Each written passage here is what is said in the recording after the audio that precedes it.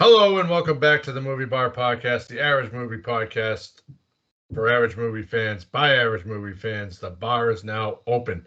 Welcome to episode 74. I am your host, John, and I am here with my best friend and cohort.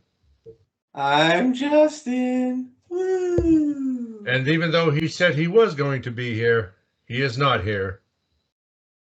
That's So Kyle.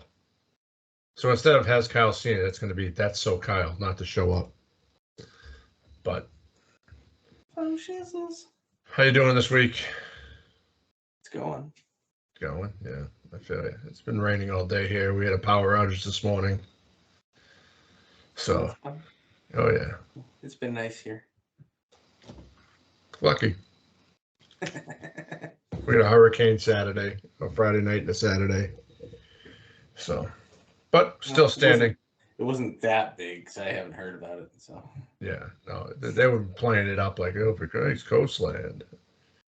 But I guess it stayed out to sea. But which leads us into housekeeping. So me and Hunter went to Terracon this past Saturday, bought the elements, and made our way out to Marlborough, Mass.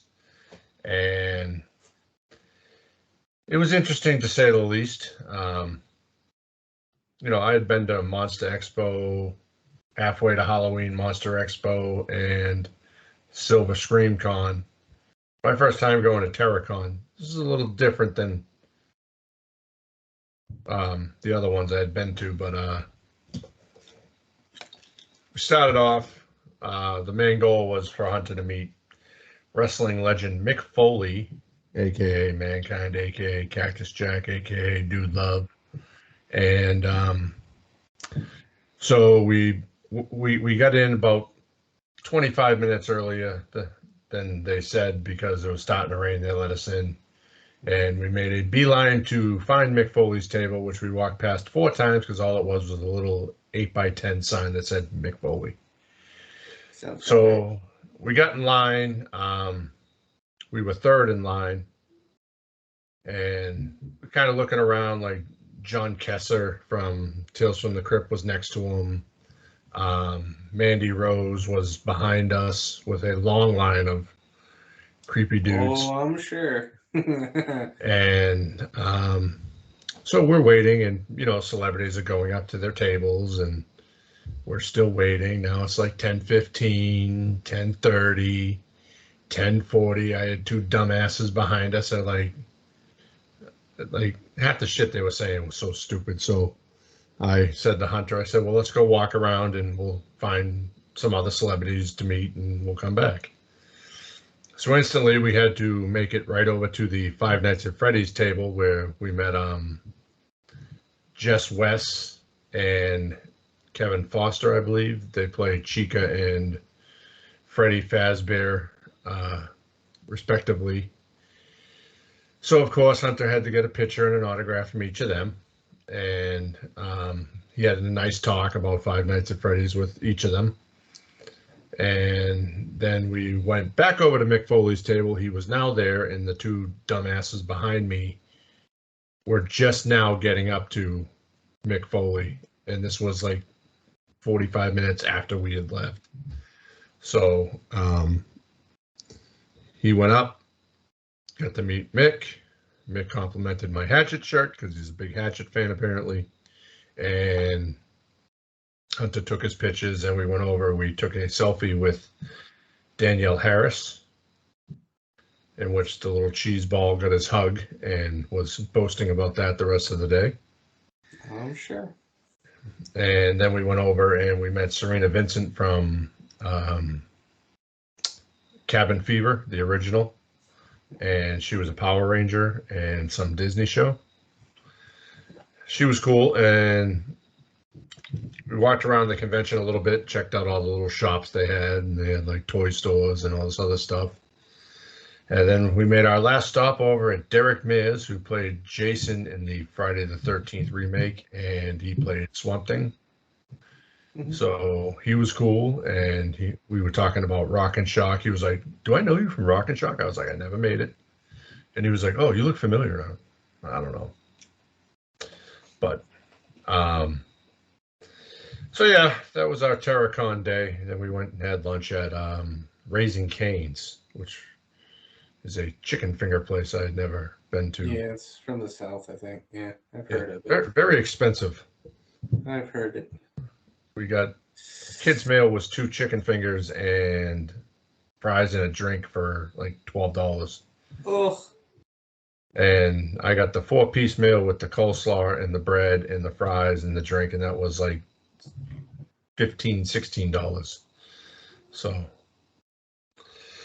yeah. No thanks. so yeah. So that was Terracon. That's it for now until Monster Expo on the 16th. So Fun. yeah, any news stories, new trailers? I haven't seen anything Yeah. interesting yet. Yeah. All right. What have you watched this week? Apparently this is like Nick Cage week or something. So I've seen Con Air, saw The Rock, Gone in 60 Seconds, Unbearable Weight of Massive Talent. And then I get stuck in The Wrestlers. Watched a few episodes of that on Netflix. That was pretty good. Pretty good. And then I watched a little bit of Talladega Nights and The Waterboy. Shake and bake. Shake and bake. That's cool. Yeah, I haven't watched that in a while.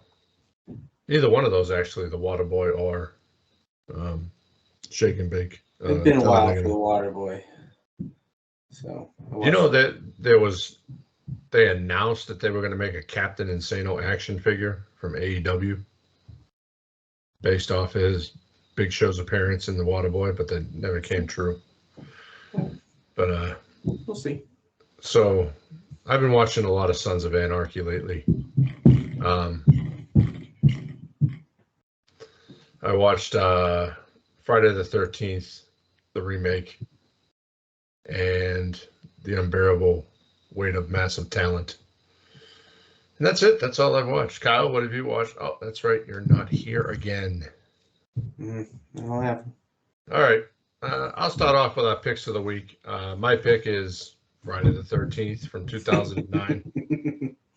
Against the advice of locals and police, Clay, played by Jared Padalecki, scours the eerie woods surrounding Crystal Lake for his missing sister, but the rotting cabins of the abandoned summer camp are not the only things he finds. Hockey mask killer Jason Voorhees, played by Derek Mayers, lies in the wait for a chance to use his razor-sharp machete on Clay and the group of college students who have come to the forest to party. Originally released on February 13, 2009, directed by Marcus Nispel. I remember seeing this in theaters in Germany when this first came out. This has like the best opening credits ever. It's like 15 minutes long, and it's just bloody and boobies and everything else. So everything you want in a horror movie. John. Not surprised by any of that. Shut up. Well, my pick is Dutch. Working man Dutch, played by America's favorite dad, Ed O'Neill, is dating the divorced Natalie, played by Jo Beth Williams, and he offers to drive her stuffy 13-year-old boy, Doyle, played by Ethan Randall, from his private school in Atlanta to his mother's home in Chicago for Thanksgiving. Doyle is not interested as he blames Natalie for the divorce and wants nothing to do with mom's new boyfriend, especially given the man's lowly working-class roots. This pairing makes for a journey filled with bickering, mishaps, and eventually bonding. Originally released July 19th, 1991, directed by Peter Feynman. This is a great little movie. Good little road trip movie. But you didn't put this in what you watched this week, did you? I didn't watch it. I was going to watch it, and then other movies. I had never heard of it until you said it, and then... What? I never heard of it. And then, you lie. You haven't seen Dutch? No, and then after you said it, I was scrolling through HBO Max, and I saw Dutch. That's why I was going to watch it, because it was on there. I was like, okay. I saw it. I kind of like scrolled through it quick, and then I was like, oh, maybe that's what he was talking about. And then when I was reading it, like it sounds good. I do want to check it out, but I just have to finish Sons of Anarchy first. Good movie. So a very, very good movie. All right, it is now time for our main topic. This week we are covering The Unbearable Weight of Massive Talent, which was released on April 22nd, 2022, directed by Tom Gormican, had a budget of $30 million, had a box office of $29.1 million, was distributed by Lionsgate, is rated R, and has a runtime of 1 hour and 45 minutes, and it is not streaming anywhere, but it is available to buy. Yeah, it's streaming on Stars if you have a subscription. Stars if you have a subscription, but it's also available for sale on all digital media platforms. Yes, it is. So now for our wonderful cast of characters, we have Senior Nicolas Cage as a fictionalized version of himself. He also portrays Nicky Cage, credited by Cage's birth name, Nicholas Kim Coppola. He's a figment of Cage's imagination, seen as a younger version of himself. You got Pedro Pascal as Javi Gutierrez, a billionaire Cage superfan. Sharon Horgan as Olivia Henson, retired film artist and Cage's ex-wife. Lily Mosheen as Addie Cage, Cage's daughter. Tiffany Haddish as Vivian Etten, CIA agent. Ike Barinholtz as Martin Etten, a CIA agent.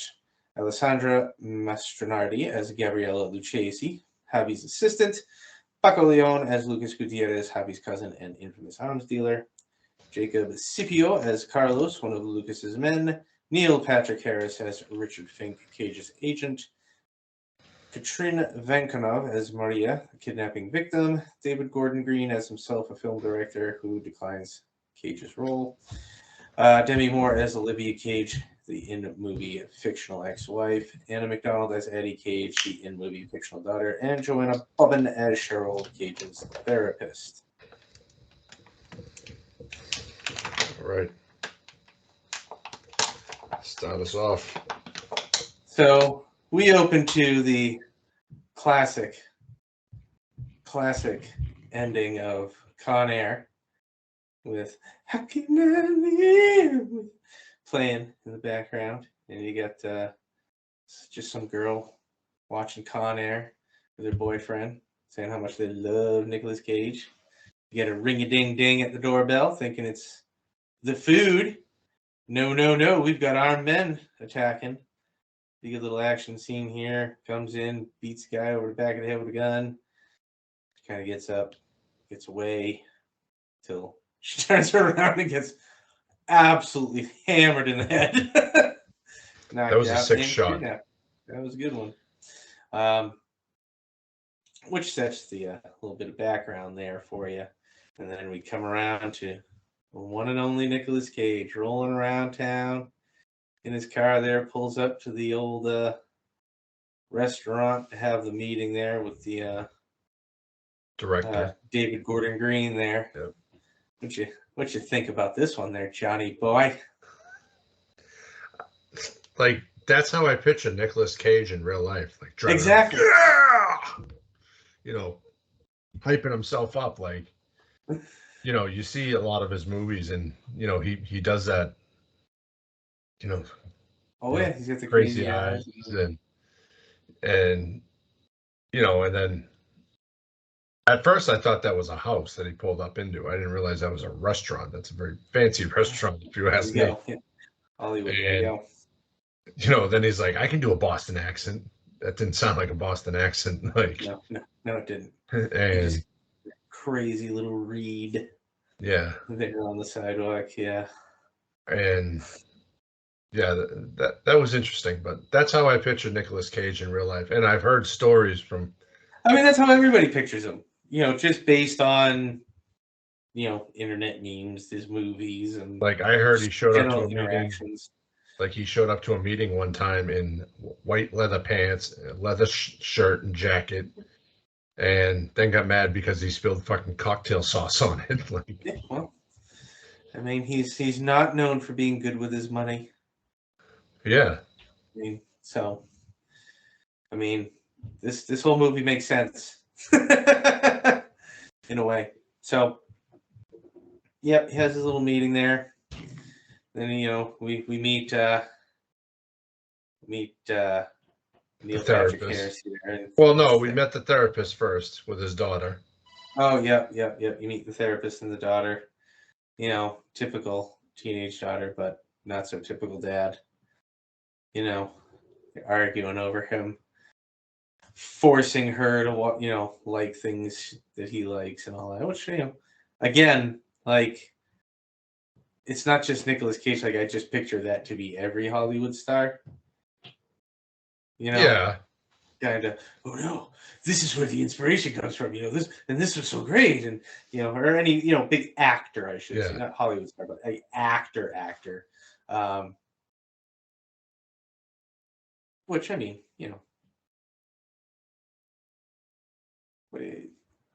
I mean it.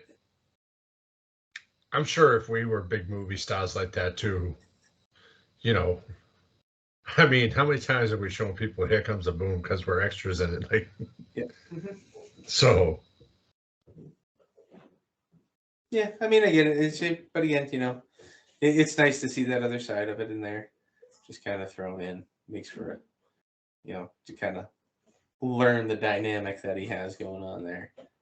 Because again, it's again, it's fictionalized, and it's a wee bit overblown, but we don't know how they live their life. We don't know. We only get these 2-hour snippets. Yeah. So it's. I mean, You kind of hope it's not like that, but you kind of expect it to be like that. Yeah. I mean, like, you hear stories of actors on set and all that and having meltdowns and, I'm going to my trailer, and you're like, shit, well, he seems so nice, but, so, I don't know. Yeah. But he drops her off at home, you meet the ex-wife there and warning him that he needs to be there for the birthday party. Big sweet 16 birthday party. And he's got coming up. And he kind of tells her about his meeting with the director there, how he feels that, this is the one. This is the one that brings him back. Even though he hasn't gone anywhere. Don't forget, he hasn't gone anywhere. But now you get to meet his agent here, the old Neil Patrick Harris. Nice little relaxing massage. Getting beat with, like, what were those? Fucking tree branches? Leaves. Yeah, tree branches or whatever. What they're talking about. Everything obviously going on. And he brings up this offer. $1 million. $1 million. Just to Show go up to at a a birthday party. party. Yeah. Which, I mean, I get his reaction. You don't want to be a clown, but I don't know. If somebody offered me $1 million, I'd be more than willing to go to somebody's birthday party for $1 million. Whatever you want me to do. You want me to be a clown? I'll dress up as a fucking clown. I will be a clown. Bring it. Let's go. Yeah, exactly. Like, But, he doesn't want to do it. He's really harping on this whole part that he thinks he's going to be able to get from the director there. So he takes that knowledge, then he heads home. It's back on this point, he's heading into the party. Yeah. Where, as he's walking through the door, he gets the phone call that he did not want to get, and that the director has decided to go in a different direction. Yep.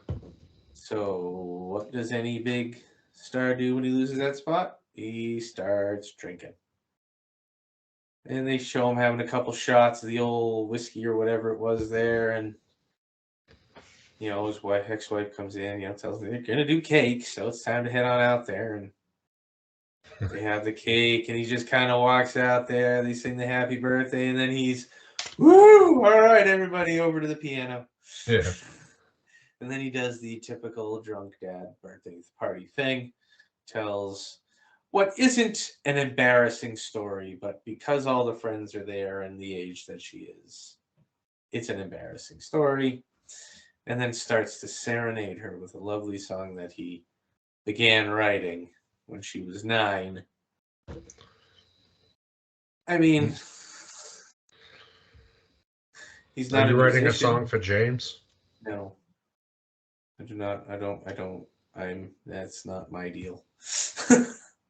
I'm not musically inclined in any way, shape, or form. Nah, not either. Nor do I claim to be. So, what did you think of this little family embarrassment scene here? I could see that. I could see that happening. See it Yeah. in Mongo.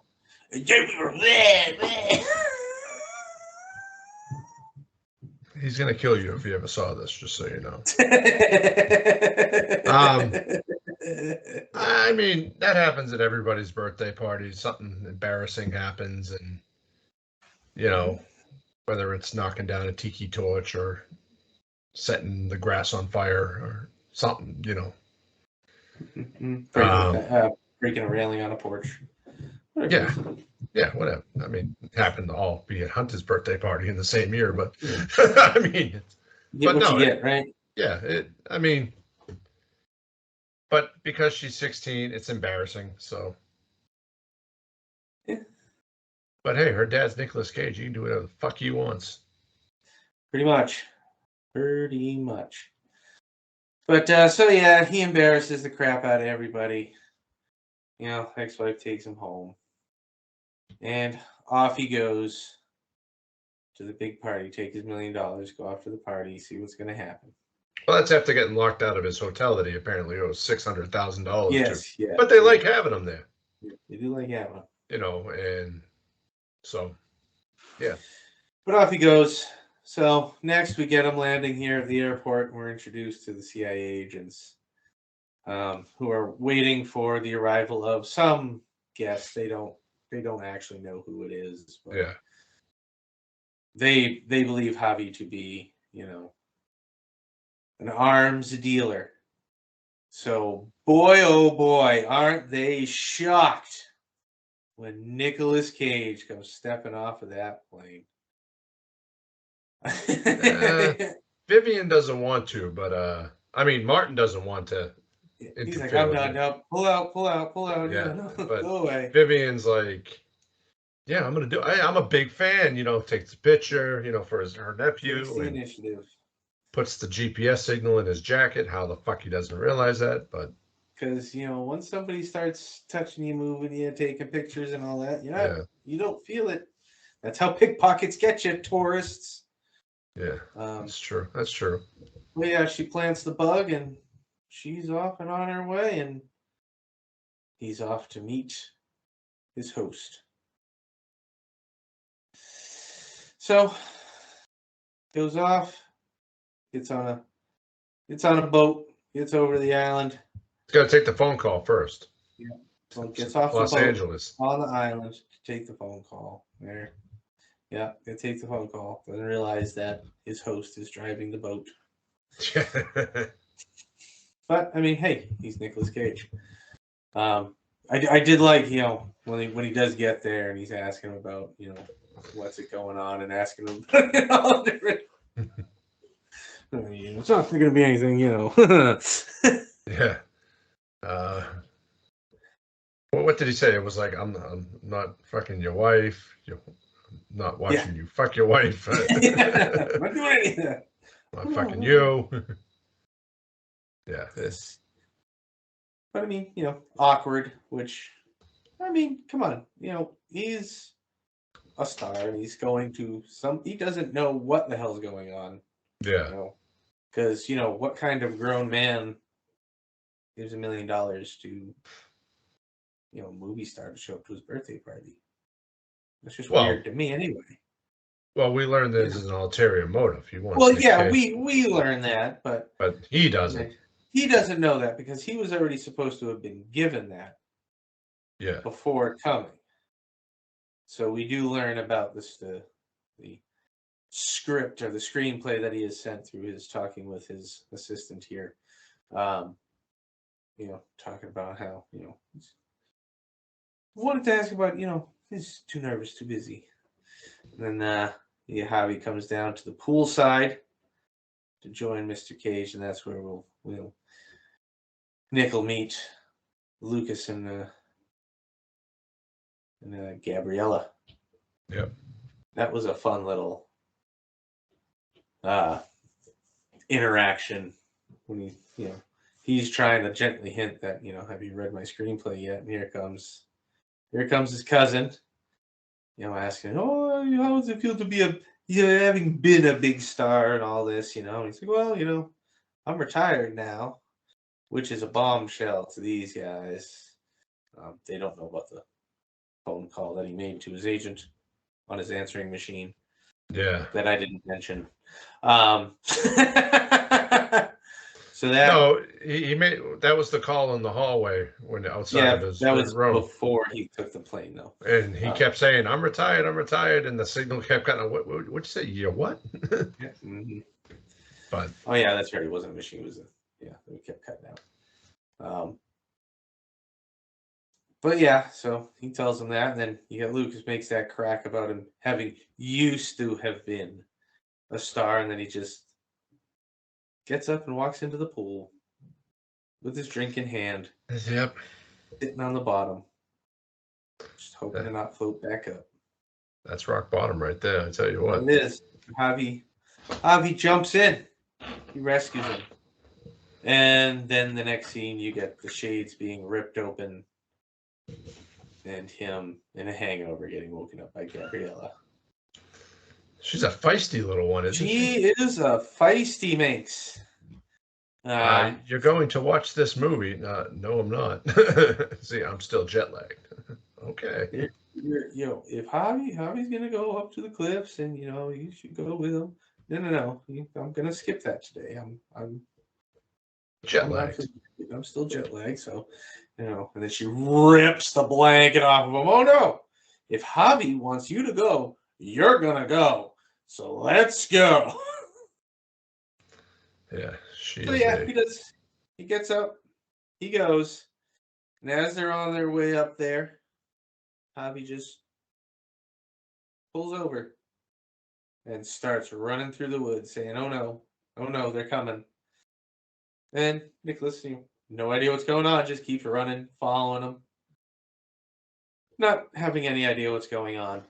But they stop just short of a cliff, and Javi just starts his, acting, creating a scene to try and make Nick realize the power that he has, and how if he stops acting, it's bad for the whole world.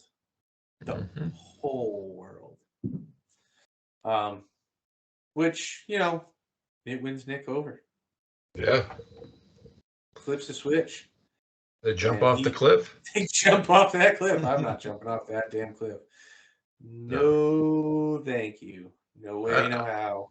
I love when they hit the water. He's like, I didn't realize it was that high up. We could have died. Yeah. I know, right? Yeah. Yeah. I can't believe it. Oh, but then they, kind of dry off, smoke a little doobie over here on the shore while you dry off, and even though he prefers whiskey or bourbon. He does prefer whiskey bourbon, but they dry off and they have nice little bonding conversation over movies, where Javi has to ask, the worst question to ask Nicolas Cage: what's your favorite movie? Which, I mean, I get it. I get his answer. It's true. It depends on the mood. What kind of movie, where you are, what you're doing. I hate being asked that. I hate that question because it's like I got to give at least top 5. Yeah. So, yeah, they resolved top 3. Javi starts with Face Off, which, I mean, it's a good Nicolas Cage movie. It's a good movie. I like that movie. I don't know if it's the best, but it's a good one. And then he goes with Dr. Caligari there. Yep. Which is Nick's big movie that he loves. Tried to share with his daughter. She wouldn't have it. But he couldn't come up with that third movie. Fucking Paddington 2. Drag it out of him. And then he's Paddington 2.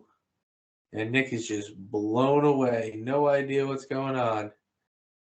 And then in the next scene, they're watching it. Have you ever seen Paddington 2? No. Neither have I. I have not. But Nick Cage says it's fucking incredible. That's going to be a pick next week, isn't it? No, I don't plan on watching Paddington 1, let alone Paddington 2. But see, this isn't the first time I've heard Paddington 2 is a great fucking movie. I don't... They might have worked on it. I don't know. It must have been bad because all these people like poke fun that it's like the best movie ever. I don't know, but... I don't know. But then we move along to Nick and Nikki having a little heart-to-heart at the bar there. That was a fun one. Yeah. You tell everybody Nicky Cage is a good smoocher. And like Nicholas fucking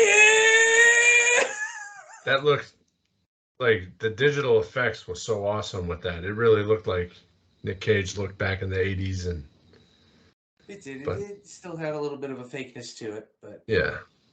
No, it was good. It was more enjoyable the first time I saw it, just the surprise of it all. But yeah, that is a good scene.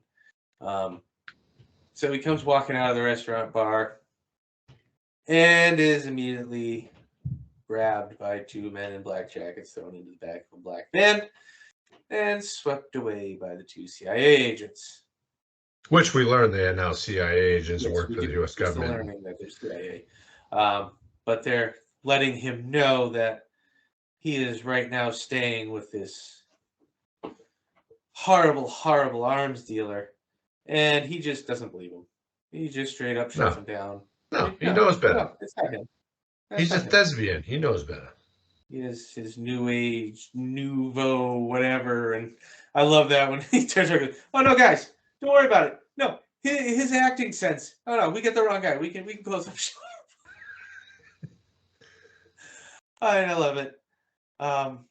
This is a great little scene in the back. Him just, it's how you picture Nick Cage acting in real life. Like it's probably not, but it's how you picture him. Him just being, oh no, that can't be it. No. Yeah. No, come on. Please. No. I think that's any actor. Like, oh yeah, I know. I can tell that now. Yeah. I can read people. I've met lots of people. Yeah. But that whole trying to get him to do a thing, that was a fun little van ride. But eventually they convince him. And now you've got Nick Cage, the spy, going on.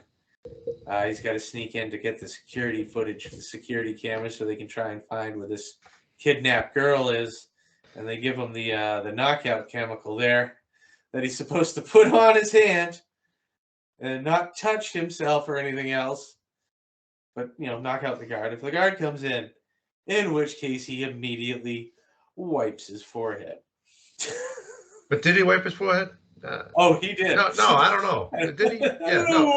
I think I did. No, I don't think I did. No, I did. I don't think. Done. Yeah. So he starts feeling the effects pretty quickly. He's wobbling around the room, not knowing what to do. They're panicking. The guy's just like, fuck this. This is done. How do we get out of this? My career is over. I'm going to jail for killing Nicolas Cage. I'm going to work at Sonic. Yeah. But she convinces him, and I don't know how, and I don't know why, to climb out on the ledge out the window. Every person that has knockout gas, that's what you do. You climb out the window and climb out the fucking windowsill. Fighting, trying to stay standing in a room. He does. He climbs out on the ledge, manages to get out there just in time, of course, magic, and then get into the next room just in time by just flopping. The best is when he gets out, he's almost to the door, and he just starts falling backwards and just, wake up, Nick! And he's whoa. No, she yells action. No, when he's almost falling off the thing. Oh, whoa. yeah. Then he comes back, and then he falls into the secured room, At this point, he's touched himself 3 more times now with that goddamn hand. But My legs are like putty. He falls into the safety of the secure room, manages to get the antidote, and just as he's about to stab his leg, boom, it takes hold and he's out. Out. Done. They're thinking he's dead. They're trying everything. They're yelling his name. Trying. Finally, yes, as you mentioned, she yells action. He wakes up, jabs his leg. We are rocking and rolling, baby. He is back up to come out to Javi's speech about his father. Now, they did not see eye to eye, but they did see eye to eye on guarding Tess. And at this point, Nicholas, realizes he's got to stay a little longer now. Tells him, I've read it. It's a good script. But I don't want to be in it. But I want to stay so we can write another movie. Which, I mean, that's what he wants, Javi's happy. Gonna have a partner, write a good script. Do a little buddy movie. An adult drama, if you will. So next, they're gonna come together. They're gonna write this movie, and to give a little inspiration, Javi's got some acid, and Nick being Nick. Hell, I'm in it now. He's undercover. He's got to do it. He's got to get down in there. This whole scene, them driving, discussing the movie and all that, talking about, what's going to happen. I mean, again, this is just like I pictured us back sitting there watching movies, just talking back and forth different ideas and shit. We were never on acid, but maybe we should have been. Imagine how fucking good our ideas would have been then. Probably. Well, I don't think hopefully we wouldn't have freaked each other out by mentioning that those 2 guys sitting right over there have been watching them the entire time. Yeah. I love the text conversation he's having with them. Have you done the thing? No, I haven't. I can't right now. I'm on acid. What the fuck?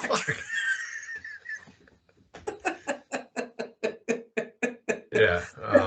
And then he gets them all paranoid, talking about those 2 old guys just sitting over there. Just laugh, just act natural and laugh. And then he just turns around and yeah. Oh, this whole scene. They get up, they run away in just sheer drug paranoia. As they're running through, they come across, they're at a dead end. They can't go around, they gotta go up and over the wall. Yeah. Well, Nick goes up and over the wall. Javi sacrifices himself. He gets down as a stool, tells Nick to start climbing.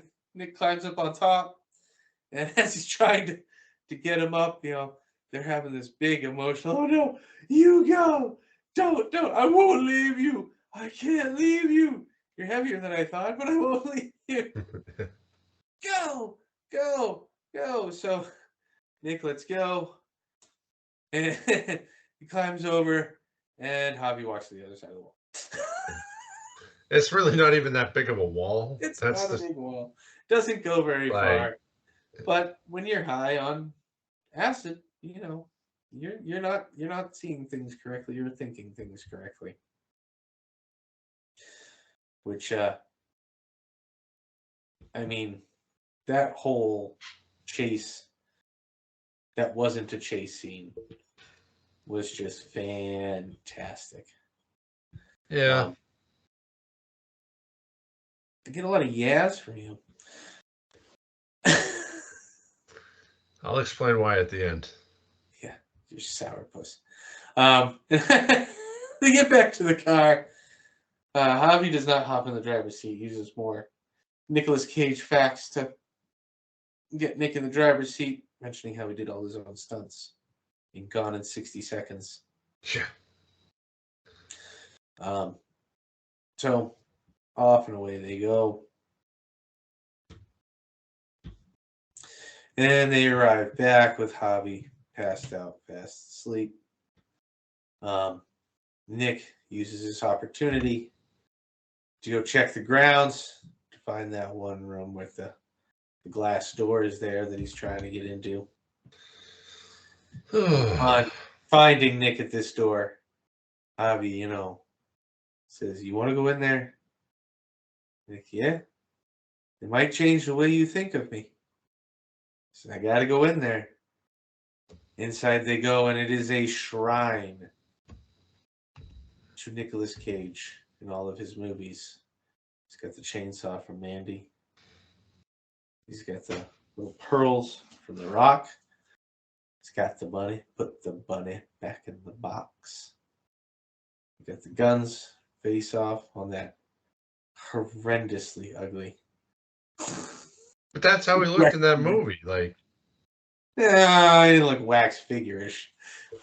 well, yeah, Look kind of like it's it, but a wax figure, not like that, But I mean, he had his hair like that in the movie. Oh, I know, but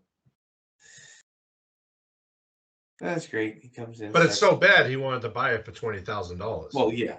Even though Javier only paid $6,000. It's not for sale. Well, he wants the guns back. No, I think he just wanted the statue. He loves everything himself, yeah.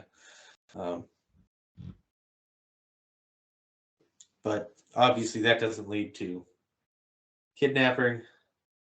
So Nick now meets back up with Vivian to let him know, she's not in there.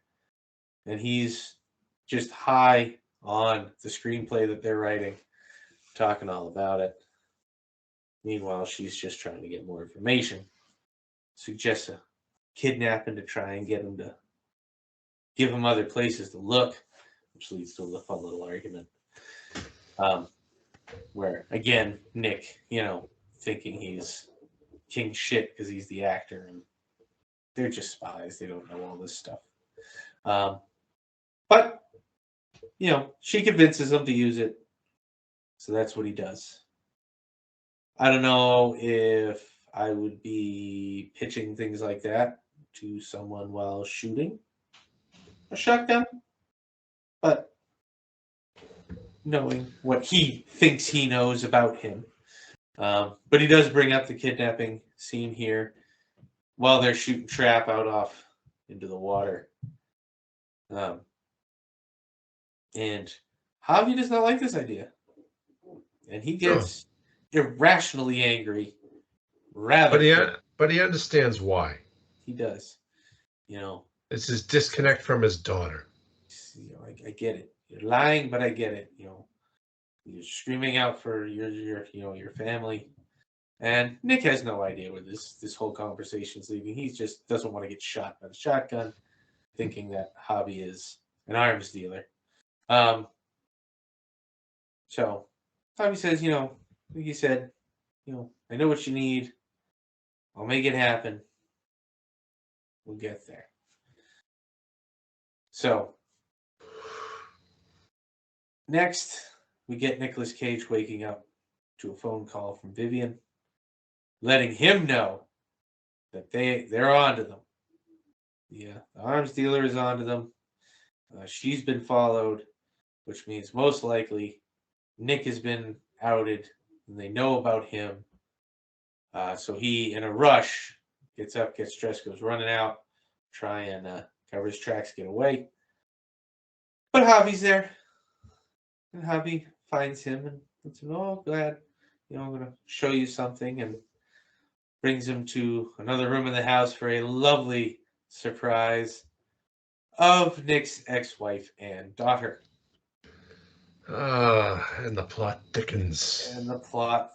Which, I mean, in Nick's mind, not knowing, thinking that, he thinks he's a good guy, but having that CIA put the thought that he's an arms dealer in his head, he's not thinking good thoughts when his wife and daughter are in there. Of course not.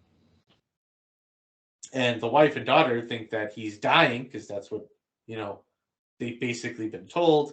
But after the story comes out about how no, he's not dying actually, maybe, mentally and creatively and Dying on the inside, not the on the outside. inside, not the outside. Um, they do wind up agreeing to have lunch and then head on off back home, which at this lunch, I did that backwards. I don't know. I might have. He does attempt to apologize, although not very well. And everybody kind of takes it as a, oh, this is the way he always does it, blah, blah, blah, Yeah. pushing the blame. And they have a fun little roast on him. It's always good to have the dad get roasted, isn't it? Yeah. We always catch the shit end of the stick.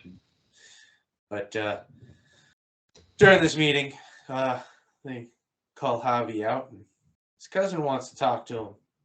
Mm-hmm. So he goes to visit his cousin and sitting there eating some Fruit Loops. And that was the weirdest box of Kellogg's Fruit Loops I've ever seen. Because they're in a different country. It doesn't matter. Yes, it does. It is different in every country. I know it is, but they taste different too. Yeah, I know. Different ingredients. It's crazy. But he begins to tell him, all about how, this other crime kingpin in Italy is trying to bring their two families together, and how, and Javi puts it together that he has kidnapped, this girl, the daughter of this candidate for president. But then he drops the bombshell of Nicolas Cage working with the CIA. And Javi, he denies it. No, he didn't know about it. But he gets the ultimatum that Lucas kills him or Javi kills Nick. And at this point, Nick is flipping out because now all of a sudden his daughter, his ex-wife is here. You've got CIA saying that they know, so he needs to get out of there. But now he's got the added complication of the kids. So now he realizes he's got to kill Javi, and Javi's going to try and kill him, which just leads to, obviously, a little climactic situation here. So I like the scene when he's staring at the wax figure and sees himself in the reflection. It gives him the idea to take the guns. Mm-hmm. Yeah. But Nick and Javi come together. They, apologize to each other in their way, and then decide that they should go take a drive and go talk about the third act of their movie. Mm-hmm. They drive up. As they get there, they have the fun little scene with the shoes. They trade shoes. Goes, oh, you look fantastic in those. Oh, you look great in those. And they trade shoes. You want to trade, like permanently? Yeah. You could just see the friendship. It's such a good, hearty friendship. I can't say we ever traded shoes though. No, because our shoes don't fit each other's feet. And they both get up there, and they both turn around to both try and kill each other. Which obviously, it doesn't happen. They both realize what's going on. They talk out, hash it out. And then they realize they've been followed, and now they're getting shot at because they realize that the gang, they need them to die. Either way, one of the two of them has to die, so they're out there to kill both of them now. So as they're running away, I love it. They hide behind the rock, and he's trying to convince Nicholas, no, you gotta go, you gotta do the run. I don't have the shoes on anymore. I believe he said, I don't have the ankle support. I don't have the ankle support. Yep. But they do wind up getting away.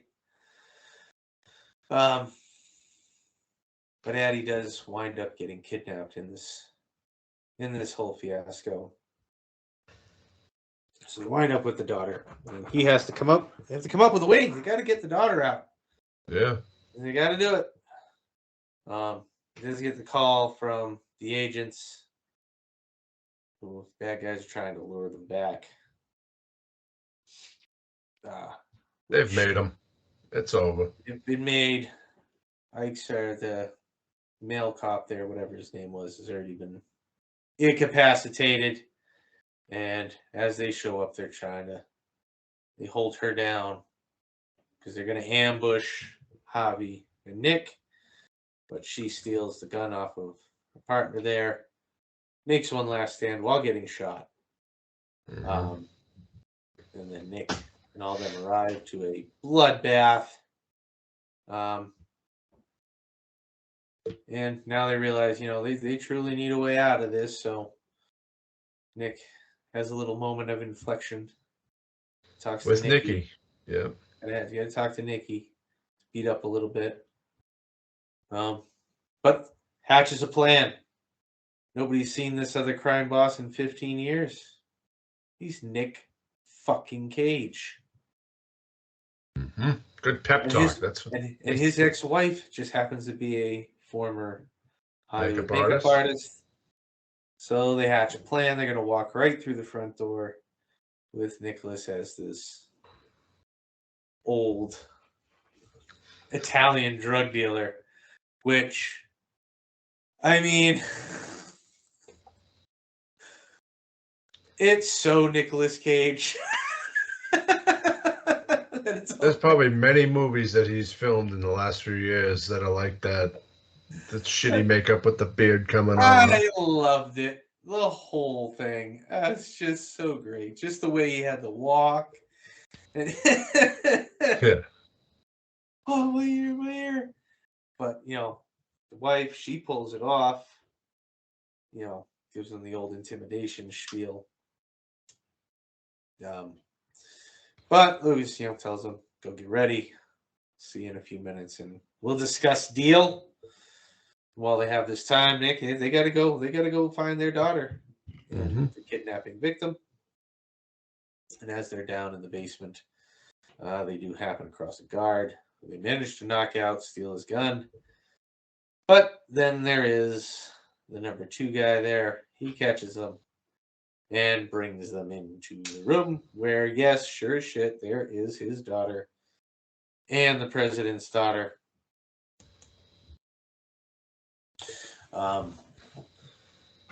And Nick runs in, and they're kind of, oh, what the hell are you doing here? You're not supposed to do here. Da da da da. But Nick gets a drop on him, steals Lucas's gun, kidnaps him. Well, of course, at that point, Lucas realized, oh, it's Nicolas Cage. Yeah. His superior acting. He does drop down. He gets pinned down to the ground, and then he goes through the whole spiel again about the whole 17 muscles to shoot you. Gives him just long enough. He turns the gun on Lucas, shoots him, does the cool little action scene. This Javi comes in to try and save him, shoots a couple guys, gets them out of there. Meanwhile, the girls are all out in the car, and the guy's number 2 keeps getting up and getting hit by the car, and then he gets shot by Nick. Well, they come running out. Well, that was a good one. Then you got the chase as they're trying to get away. Flipping the Jeeps. And then at the end there, it switches over. You get the switch over to the fake movie there. Which all of a sudden, his wife and his daughter are completely different people. But it winds up there. You're at the premiere of the movie. And Javi is ecstatic. Their movie has opened brilliantly. He couldn't stay watching. He was too nervous. Standing ovation for Nicolas Cage, by the way. Standing ovation, absolutely. But Nick, he leaves, to go home and spend some time with his wife, ex-wife, and daughter, and watch a little Paddington 2. All right. So now I'm gonna spoiler alert. John has an unpopular opinion on this movie. Yes, John does I'm have sorry. an unpopular opinion. John's getting Kyled today. Okay. Kyled today. So I'm just going to come out and give my thoughts on the reason you got a lot of yas and head shakes and oh yeah. I mean, there's a few moments that I liked that were funny and good action. But this to me felt like this was something that Nick Cage wrote, and I don't think this wasn't his idea. I know it wasn't, but it wasn't written by him. But it was like the way it comes off. I mean, it could have been any actor, really. If you look at it, it could have been a John Travolta or Wesley Snipes. I look at it differently. I look at this as somebody saw the internet culture and the memes and all that stuff about the story that is Nick Cage, and managed to convince Nick Cage that he had this wonderful romanticized Nick Cage story that he wanted to tell. But yeah, I mean, it could have been anybody, true. But I think this comes from the internet truth. But so this was written by Tom Gormican and Kevin Eaton, who Tom was the director. Yeah. But honestly, it felt like this was like an ego boost. But that would have been with any actor that played this role that Nicolas Cage played, whether like I said, Travolta, Snipes, Chuck Norris, whoever. That's how it would have came off as. Because you look at how these Hollywood actors are. You got the Tom Cruises doing their own stunts and shit like that. It's like an ego trip. But don't get me wrong, there's good scenes in the movie. Wow. But I couldn't. You missed it. You're too old. I'm older than you, and you're too old for me. Oh my gosh. I mean, look at it this way. See, me, this is the best buddy movie of the last 25 years. Best buddy movie? Of the last 25 years. All the buddy movies that have come out in the last 25 years, you're saying this is the best. I think this one's better. No. I like this one more. I mean, you look at The Rock and Kevin Hart, some of the movies they've done. That's Will Ferrell and John C. Reilly, Will Ferrell and Mark Wahlberg. Yeah, they're more childish. I think this was more adult drama-ish comedy. I liked it. And the way that they used the fictionalized Nick Cage. I think that the way that they used it and the way him and Pedro worked together and the way they built that on-screen bromance, if you will, I think it worked well. I think it was great. I can picture that being any two buddies having a good old time. I love this movie. I think it's great. Well, I mean, I would have loved to have had Kyle's take on this movie. I know we've talked about it in the past. He liked it. He did like it. It wasn't for me. That's all. You're so weird. And I like Nicolas Cage movies. The movies I expect you to like, you don't. You're weird. I know. My taste has changed. You're old. You're getting old. Yeah. Look out! You're boomerang. Look out! Boomer, motherfucker. Next he's gonna come out and be like, "He doesn't have John Wayne in it. I'm not watching it." Yeah. I want the Duke. It's no fucking Clint Eastwood, all right? All right. Let's go through our breakdowns here. So funny. The setting. A beautiful setting.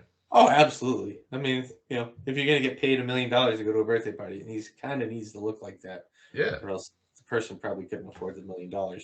Uh, yeah. all right, it's listed here, and I am 100% behind the concept of this movie. Okay, you're behind it. I'm I, not. I, I, We just I, I, discussed this. I mean, I kind of see where you're coming from for it, but How many times have you watched this movie? I've seen this movie 4 or 5 times. 4 or 5 times. Okay, this was my first time watching it, Yes, I know. and I only agreed to watch it as if we did a watch along. But Couldn't have so I that did happen. one. Maybe it will take me. Maybe this is one of those movies that takes me 2 or 3 times to watch it for me to like it. No, I don't know. I loved it immediately. I mean, like, yeah, I can't. I see. I looked at it. I look at it more as Nicolas Cage. Not. I don't think he used it as to kind of stroke his ego. I think he more used it as I see what you're doing. I think he more accepted the internet meme version of himself and went with it. That's the way I see this movie is coming off. Okay, I I don't get see that. it as an ego trip. I see him because the memes of him have been around for years before this came, Yeah, and this movie made a ton of them too. But I mean, the pillow that's been around forever. Um, so I mean, I think that this was just him accepting that and kind of playing along with the internet. yeah. That's how I see it. I It mean, took me a few minutes to think of what I was thinking of, but I think that's how it was. Is that he was just kind of seeing it because yeah, there are those stories that he is that eccentric, which I guess you kind of have to believe. He bought fucking castles and he didn't have the money for it. yeah, But again, I think he just embraced it and just went with it, which and more actors need to do. yeah, but I mean, it's like it felt like an ego trip. I'm not saying that it was an ego trip, Yeah. because it's like you look at it, he's an action star. So now all of a sudden he thinks he's in the CIA, and he does all this cool shit that, but we don't know Yeah, how he is in real life. but like the And whole way through it though, even though too, like even with like the whole spy shit, like he'd get through the thing and he was like, "Yeah, I could see myself doing this. I could see myself using my skills to get behind enemy lines." And like, "Oh, that's good because we got one more thing for you." Oh, fuck no, I'm not doing it. yeah, So they still have that throughout where it's yeah, not like he doubts he himself, but playing that whole "I'm the macho man, I can do this every time." He still has that. No, I'm not fucking doing that again. Are you fucking crazy? yeah, and I'll have to watch it again to see if my opinion changes. But like when the movie ended, I was like, that just felt like a fucking ego trip. Like I if just I he don't if I he don't had see written myself it like too, that at I would have been all. like, yeah, that's a Well, if fucking he had ego written trip. it, yeah, I would say it was an ego But trip. But I I'm think sure you any got the actor, wrong message from this movie. I must have. And and so I Because started, like, this after I movie, watched it, I started thinking, I was like, okay, if somebody like The Rock played that character, I could see that. I could see him. That would be. I'd have the same but concept of here's the thing. it's an ego trip. I think The Rock plays that character in all of his Kevin Hart movies. What, the like ego trip or the The kind of the aloof kind of I am the bigger in this. Like I don't know. I just feel that like The Rock kind of plays the same thing every time, so it's not as good a comparison. okay? So let's say Chuck Norris. All the shit that's been said about him over the decades. He's begun embracing it though. Yeah, He used the tiger joke on a freaking interviewer. yeah, and You know, if this was Chuck Norris, and who I knows, would maybe love. I want to see Chuck Norris do that. that would be interesting. I would But love to see that. That'd be awesome. But he's too old now. he's never too old. Don't say that. He's gonna break through my door and punch me. Yeah. I'm trying to see if there was anything on Internet Movie Database. Um, no, there's nothing in there about. So Nicholas Cage thought that Javier was the best written character in the movie so much he even asked to trade parts, as he thought of playing his own biggest fan was more meta than him playing himself. It wasn't until Pedro Pascal was cast that Cage eventually relented. That would have been Um, good. I think that would have been good too, even if it had it been the other way around. Had he played the big fan, I think that would have been good too. At the end of principal photography, the whole cast was gifted a pillow with Nicolas Cage's face on it, each one autographed by him. I don't doubt it. That pillow has been a meme for longer than he has been a Yeah. meme. So, okay. What's our next question? We'll get right into the length. For an action movie, it was a good length, an hour and 47 minutes. Yeah, a little longer than most. Had a little bit of time. You had to have a little bit of build up. A Yeah. lot of good funny scenes. I It think did, some yeah, of it. didn't lag very much. You know, there No. wasn't very many. There wasn't much downtime. You know, he was either in it or finding his way onto it. Yeah. Acting, directing. I mean, could you fuck up playing yourself? I mean, I mean, if you're playing an exaggerated, fictionalized version of yeah. yourself, sure. I mean, sometimes that fails. Although, I mean, in a way, that would be what The Rock should be ideal for. And that's what he's supposed to, that's what he is in the wrestling ring, and bigger, exaggerated version of himself. Yeah. But um,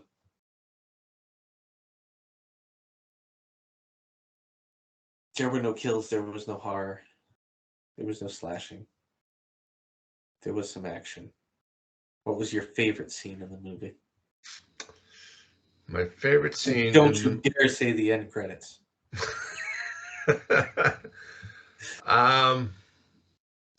I say when he's driving in his car, kind of hyping himself up, because I could see Nicolas Cage doing that, and then the scene when they jump off the cliff and they land in the water. He's like, "Gee, I didn't realize it was that high."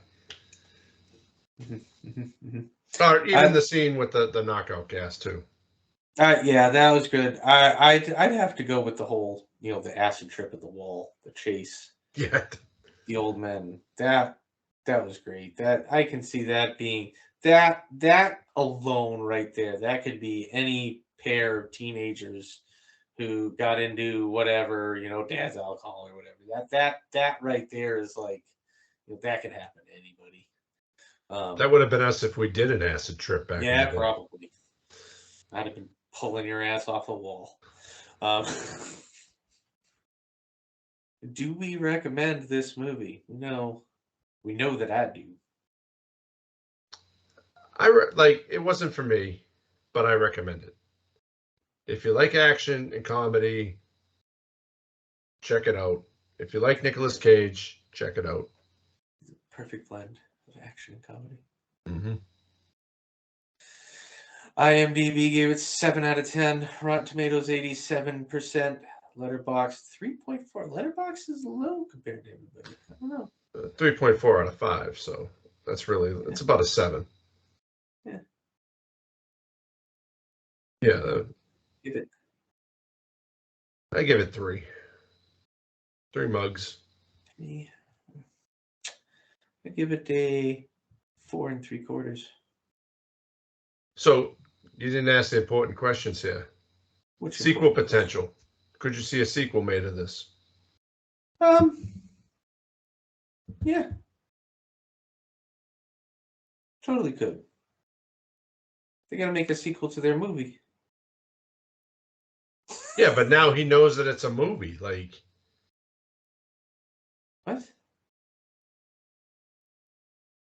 Now he would know, like, I think John missed a lot. What do you mean? so Do you think that he was acting in a movie like I'm confused where you're going with this. no. So they make a movie based off of this Yeah, based off of their adventure together. shared adventure. Uh-huh.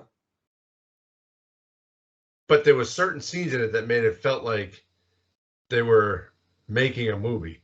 Like when they run off the cliff and he's like, "Oh, the general's coming." Yeah. And Nick Cage is like, "Oh, I'm dealing with an arms dealer and all that shit." But how would you go with a sequel to this? I don't know. How do they go? I mean, it's I don't know, it's a buddy movie. Find another adventure to put them on. So they're gonna work together on a sequel and then find themselves in another fucking crazy ass adventure? Who knows? Maybe it's just them trying to come up with another movie. Okay. You're I recasting, would be okay with that. you're rebooting the movie, you're casting an action star and kind of like the comedic sidekick. Who you got? For this movie? Same exact story. It's being rebooted.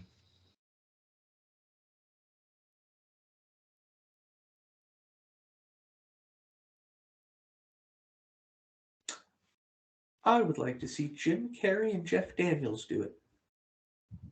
Who's playing the Nicolas Cage character? Jeff Jim Carrey. Daniels? Jim Carrey, really? I want him to play the Nick Cage part. And I want Jeff Daniels to be the dumb, Have you seen Dumb and Dumber? No. kind of sort of, but, have Okay. their flair. Because we know Jim Carrey can play an exaggerated version of himself. If you Oh, really yeah. want. Just look And at he Man could on do the it. Moon. He could do it in multiple ways too. Yeah. So Okay, yeah. I like that. Yeah, I like that. See, I would go with like a John Travolta playing the Nicolas Cage character. the fuck is this? Face Off? Yeah. And for the comedic sidekick, Nick Cage. oh yeah. That's where I was gonna go until you said That it. would be awesome. But like, let's see, for the comedic side, somebody along the lines of a Jim Carrey.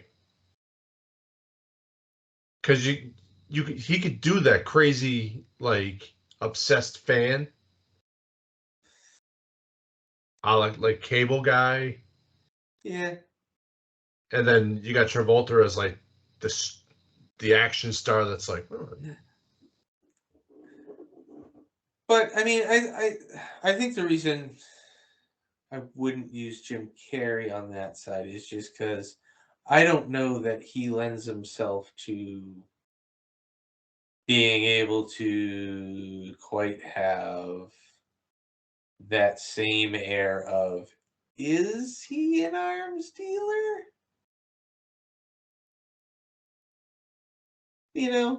I just don't know that he can pull off that part of it while still being the normal friendly guy. I don't know. Yeah.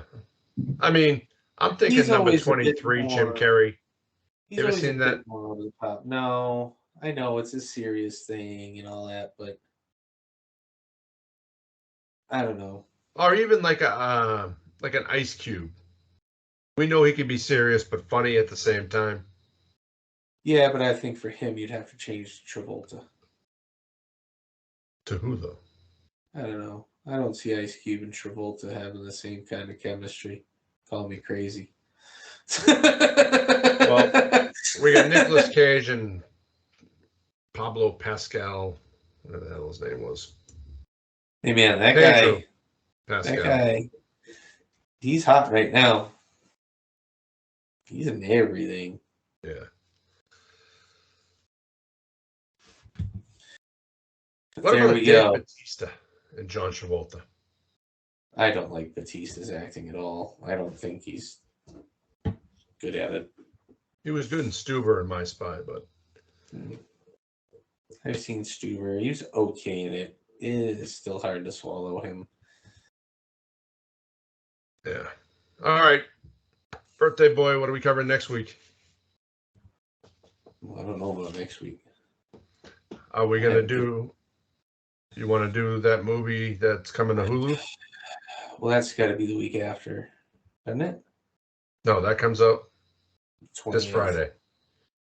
No, 22nd. 22nd. I thought that was the 28th. No, 22nd. Sure about that? I don't remember.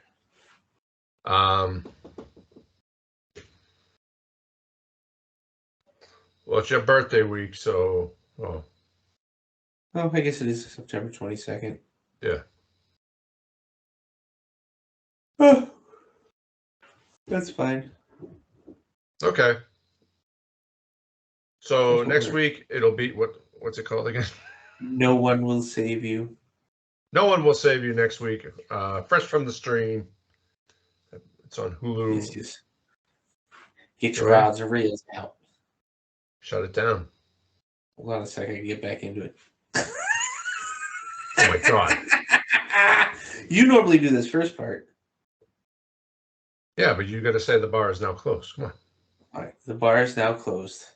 Thank you so much for listening. You can follow us and stay up to date with the podcast at the Movie Bar Pod on Twitter or X, at the Movie Bar Podcast on Instagram. Stop that stupid X crap. It's Twitter. I can't help that's what they changed the freaking name to. And at the Movie Bar Pod on YouTube and TikTok, and at the Movie Bar Podcast on Facebook. Be a leader, not a follower. We are on iTunes, Spotify, Amazon Podcast, Anchor, Google Podcasts, most places you listen to your podcast. Be sure to check out our website, www.moviebarpod.com. Thank you for listening. Please let us know what you want to hear by contacting us on social media or via email at themoviebar@outlook.com. Please be sure to like, review, and subscribe. Thank you for listening. Bye. Bye.